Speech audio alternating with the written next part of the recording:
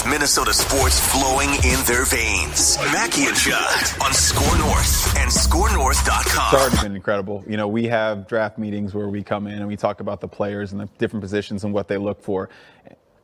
And I think everybody in the room just can see it. They know why, you know, they're like, I can see why these two, you know, really want to work together. But I see him as an integral role. You know, I think I always talk about blind spots. As a scout, you know, you might have certain blind spots. As a coach, you might have certain blind spots. So getting in the room together, you bringing your expertise to the process and me bringing mine, and then also me understanding that I have blind spots that you're going to cure.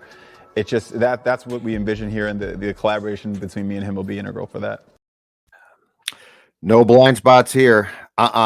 Mackie and Judd, and of course that is new Vikings GM Kwesi Adolfo-Mensa, who is in Indianapolis at the scouting combine. I believe Kevin O'Connell is there. I've seen a bunch of stories saying that Kyle Shanahan didn't go, McVay didn't go. I think the Jets coach didn't go, but we did go. We went to Mackie and Judd, unlike Phil, who is out for the rest of the week, basically, although we will be hearing from him occasionally as he sends in some write that down predictions on Wednesday. Judd and Declan and Dex, here's the good news. Okay. Here's the good news. So my mouth is fixed. That's good news. Oh, good. Well, good. My jaw still hurts like hell. But, wait, so it still does hurt.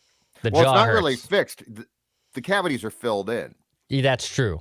So it's not That's really true. like they didn't give you, 4 new teeth. They just filled them in your cavities, right? There's no guarantee that I'm winning a Super Bowl or I'm winning any teeth awards. It's just I filled in these spots. Needed to get fillings in, just like the Vikings. I decided that they're trying to fill in spots. And you did there's cavities. And you did a marvelous analysis that I believe folks can still find on the SKOR North Twitter account and Instagram, right? In which you sound, and I tweeted this, you sound to me almost exactly like you're doing a Steve Buscemi impersonation.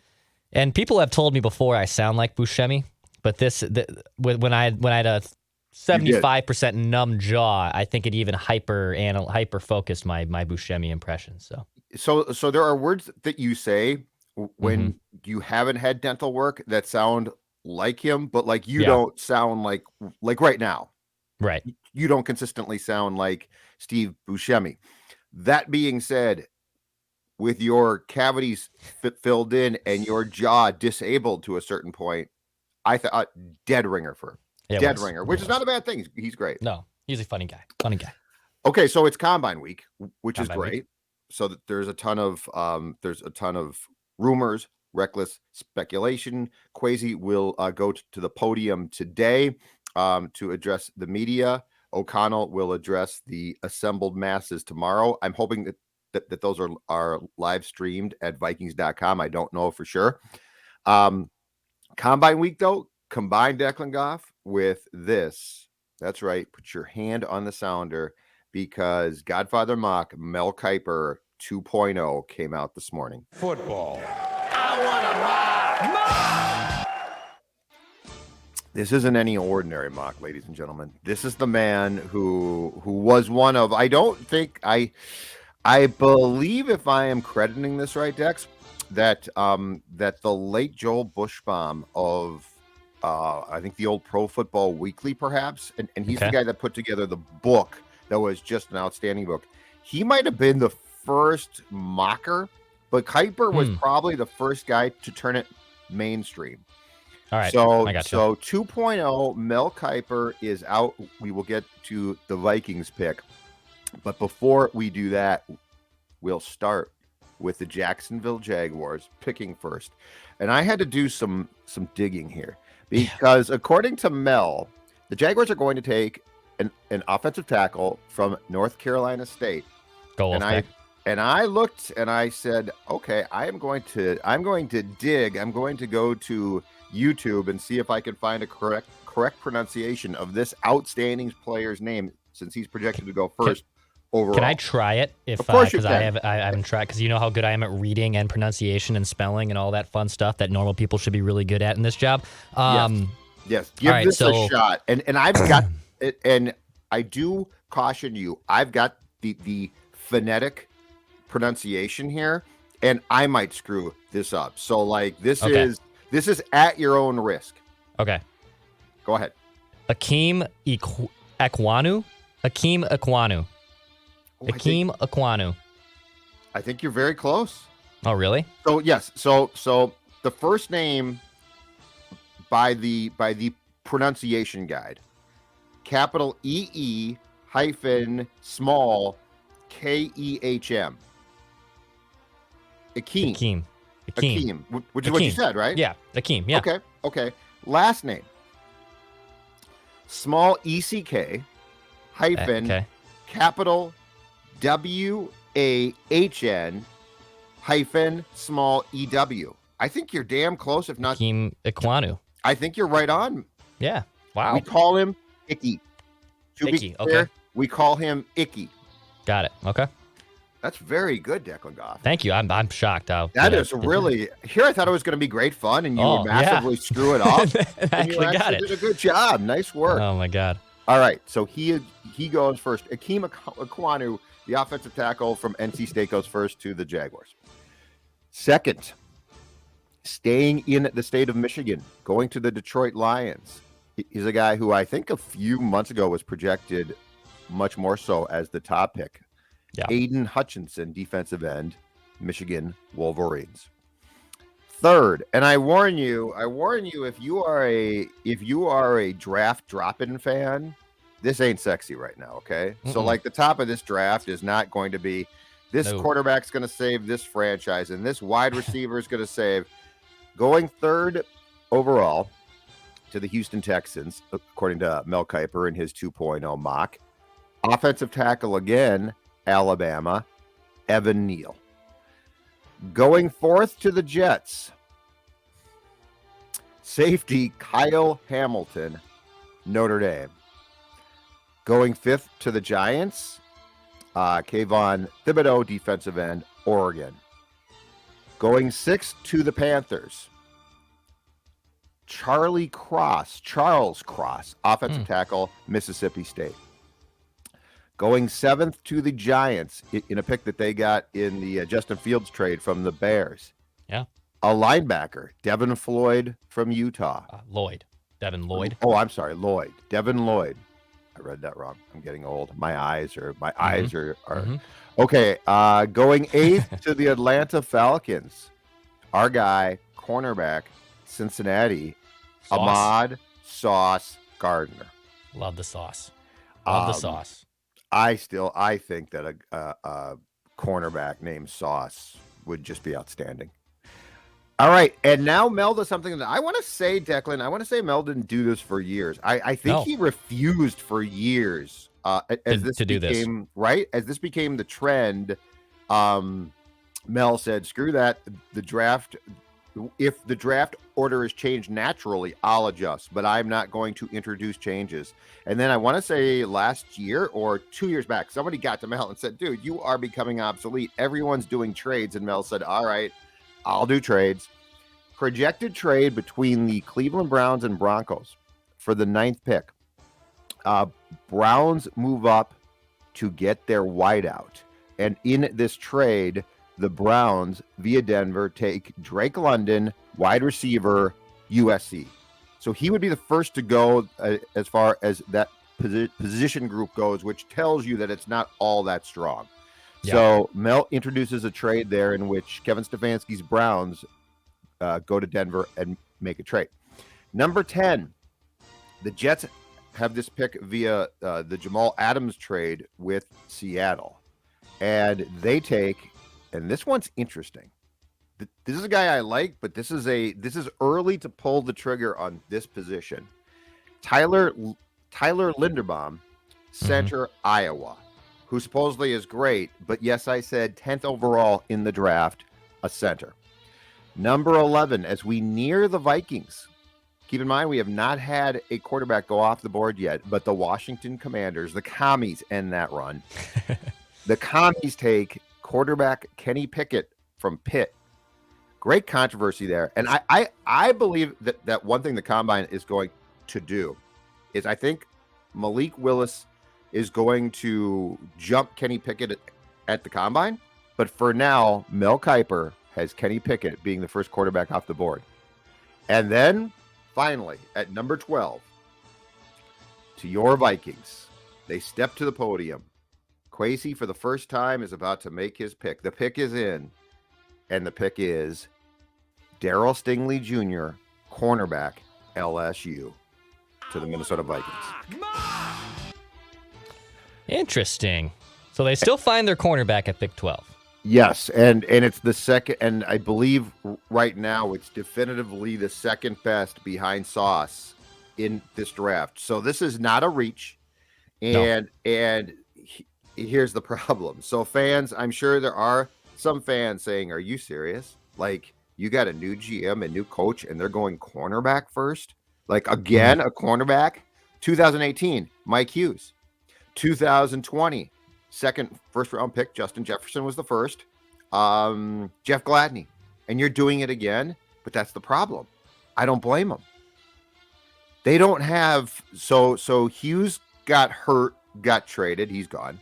Gladney, unfortunately, ran into some major off the field troubles, was cut, right? Yeah. Patrick Peterson came here for 2021, and was good, and he might be back, but he's long in the tooth, and I'm not going to be surprised if he's not back. So he's potentially gone. They brought back Mackenzie Alexander from the Bengals after a year away from the Vikings. He essentially slotted in throughout the majority of 2021 as their nickel corner, but he is probably gone. So right now, Declan, you're down to Cam Dantzler. Mm-hmm. Chris Boyd is on the roster, but I don't know for how long. And he is definitely not an option to play the cornerback spot, either inside or outside, on a consistent basis. So the fact is, this is not a bad pick. You desperately need help here, which is incredible. Like when you go back and consider how much attention that the Spielman-Zimmer led Vikings played to the spot, right?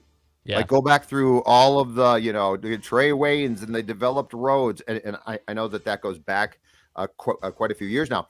But when you think about the attention that at various points that the Vikings paid to the cornerback position, it is in some ways mind-boggling that one of their biggest needs is the cornerback position. Yeah, I understand it. And honestly, it's kind of a slap in the face to Zimmer, who was this apparent cornerback guru and whisperer. But then at the same time, you always need good cornerbacks. It's a position that you always have to keep the cupboard stocked. And I understand that Vikings fans get irritated because there's been so many first-round picks drafted there. But you need to figure out some way to still stop the pass, especially if Aaron Rodgers indeed is still staying in Green Bay. You have to do two things, in my opinion, on defense. You have to be either elite in pass coverage, or you have to be elite at getting after the quarterback. And I understand the Vikings were a sieve on their rush defense, and they brought in Michael Pierce and Dalvin Tomlinson to potentially fill that up, but it didn't work, and other teams ran up and down them. But you can kind of get away with that, in my opinion, if you're still able to get after the quarterback at the elite rate, or at least have a semblance of stopping or slowing down the pass, which in the NFL is very difficult to do with it being a quarterback-driven league now. The interesting about Stingley is he is not working out at the combine this week. So he has chosen not to be at the combine. Yeah. And he's only played in a handful of games the last 2 years. He was on the 2019 team with Justin Jefferson and Joe Burrow that won a national championship game. So JJ would probably be all in on this move. And I know he's a defensive back and doesn't really help the offense necessarily, but still another LSU guy you can potentially plug and play here. I'm curious where it goes. And to the point, too, of two offensive linemen in the first 3 picks, a center went at 10. So I believe 3 offensive linemen, Judd, in this mock go in the top 10 in drafts, which is pretty crazy. Daniel Jeremiah, friend of the show, from the Move the Sticks, tweeted out this very interesting nugget of offensive linemen over the last 5 years. The starting offensive linemen on Super Bowl winning teams the last 5 seasons and where they were drafted and or signed. So of the starting offensive linemen on Super Bowl winning teams the last 5 seasons, only 3 of them were first-round picks. 4 of them were day 2 picks. 7 of them were day 3 picks, 1 being a UDFA, and 10 of them were veteran free agents or trades. So there's a trend in the last 5 years, and it's not to say that all, obviously, first round linemen are not worth taking a chance on, because I do think it's more of a safe bet to take an offensive lineman it is to take a cornerback or take a wide receiver. But you can find quality offensive linemen on day 2 and 3 in the draft, or if you really want to, which Brandon Sheriff could be someone you target, you look in free agency. So it's curious to me that there's 3 guys who went right away in the top 10, and the Vikings are always looking to improve their offensive line. And I'm kind of with you here, especially, and it's maybe me, it's having a Garrett Bradbury syndrome. I'm not, as good as Tyler Lindenbaum might be, I don't think I can take a center inside the top 10 or in the top, or with my 12th pick if the Vikings indeed stay there. I don't think I can do that. So cornerback, I think, makes the most sense. If the sauce is there, if Stingley is there, I'm all for it. On Stingley, I believe with the way that things work, he will be at the combine. Some guys don't work out, but they go for the medicals, and so they show up. But there's definitely been a trend to, and this has been the trend for a long time with quarterbacks, especially where they don't throw at the combine, and then they do their entire workout on their pro day. And the reason for that one is because at their pro day, they could pick who they throw to. And I think part of the problem, at least perceived, was that throwing to guys that you didn't know presented some obstacles at times. And at your pro day, you essentially control the conditions. And so that's why. And that always bugged Spielman a lot. Like, it bugged him a lot. And I think that he came up as an executive in a time where everybody did the full participation at the combine. And Stingley, my guess is that he essentially wants to have one list of on-field measurables that he controls. As far as the guys who are going in the top 3 or 10 or top 5 or 10, they are offensive tackles. So that makes more sense. Like the Darisas of the world potentially go higher because tackles are harder to find. Guards and centers ordinarily don't, but that doesn't make them, and this is the difficult part of the discussion, that doesn't make guards less important, but tackles are the lifeblood of trying to keep your quarterback upright. And so Jacksonville is clearly, at least according to Godfather Mock, saying Trevor Lawrence damn near got killed, right? We can't have him getting killed. It's interesting that the third pick going to the Texans is an offensive tackle, because unless you think that Davis Mills is their guy for a long time, they're still trying to find a quarterback. And same thing at 6 to Carolina. But it's an interesting concept that both of those teams are probably saying there's not like a clear-cut quarterback here for a top 10 pick.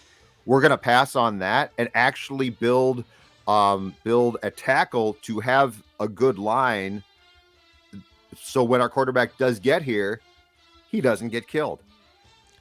And what's interesting, too, is on Pro Football Focus, I believe it was Steve Palazzolo who did his mock draft for PFF yesterday at pick 12, has the Minnesota Vikings taking quarterback Malik Willis, who is only 22nd on their big board. So he writes up, with a quarterback class filled with question marks, I'm looking for teams who can approach the position with patience and long-term mindset. The Vikings have a new regime and quarterback, Kirk Cousins, under contract for 1 more year, making this a good spot for Willis to develop. He has an outstanding arm and plus rushing ability. An offense can be crafted to take advantage of both while mitigating Willis's accuracy concerns. So I'm curious if Willis is there, Judd. I mean, is the temptation there to take Malik Willis and or take any quarterback that potentially is available? So if Rick Spielman pulled the trigger on that pick, I would be very nervous. With Kwesi and O'Connell, I think it has to be, if they take him, there has to be a faith that they know what they are doing there. Because I always felt with Rick, it was sort of like a desperation crapshoot, right? Like, it's like, okay, I'll take one if I have to. Now, it's interesting that Kiper actually has Willis, Declan, falling to 20 and Pittsburgh. See, I think post-combine, I think Willis's stock is going to go up significantly. Is it going to go up significantly enough to get him into the top 10? I don't know. But the interesting thing about if the Vikings say, this kid is good. Like, he's raw and he needs work, and he is not prepared to play in 2022, but he's good. I think the thing there is they now will have, and this is something that they most definitely lacked before, the infrastructure to develop him. They're going to have O'Connell, an OC who's good, hopefully.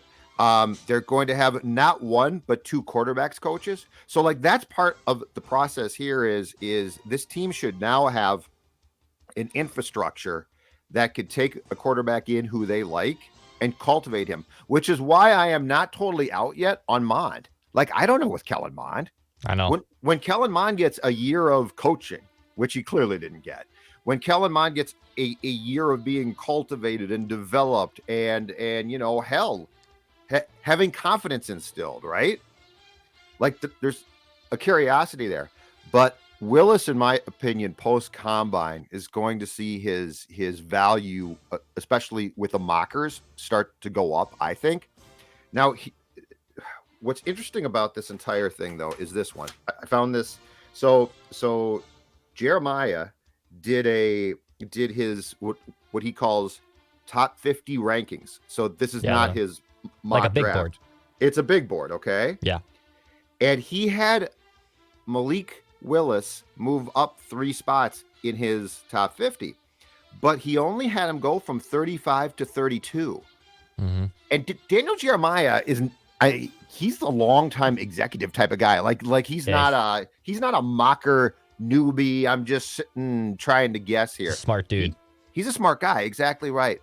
And so I guess my question is this: if a former NFL executive is gauging you as a quarterback to be the 32nd best prospect, which is the end of the first round potentially, right? Are you going to make enough headway, given your position, to jump up to like 12? That's the one thing I don't know. I think he will. I think it'll take place in our perception, but I'm saying within the league, can you go from being 32 to 12 that quickly, or are there just flat out deficiencies that actual teams don't trust? Well, let's use an apples oranges comparison here, and it's an easy one for Vikings fans to remember. That it was the Teddy pick. So going into that senior year at LSU, it seemed like Teddy Bridgewater was the consensus #1 overall pick. I mean, it looked like he was going to be great. He has a rough combine. He has a terrible pro day. He took the gloves off. He put the gloves back on. His stock fell. He didn't go from a consensus #1 overall pick. He went to a fringe first-round pick. And his stock dropped so much that the Vikings end up swooping in at a last-second trade, get him at the 32nd overall pick, right? And then we're able to still find their quarterback for a guy who was at one point considered the top prospect going into the draft. Right. Malik Willis is in a different boat. He was not looked as a consensus #1 overall pick. In fact, his stock was always kind of at the floor, and it's mostly only been rising. I guess I would be surprised if Malik Willis's stock takes a nosedive. It could. It certainly could. But I also probably would put more stock in Daniel Jeremiah's evaluation for big boards and prospects. You know, I love the NFL mock draft community. Our buddy Tyler Fornes has come on with us. Our guy Thor Nystrom has come on with us. They're great dudes, and they know what the hell they're talking about. They're a lot smarter than you and I when it comes to draft stuff.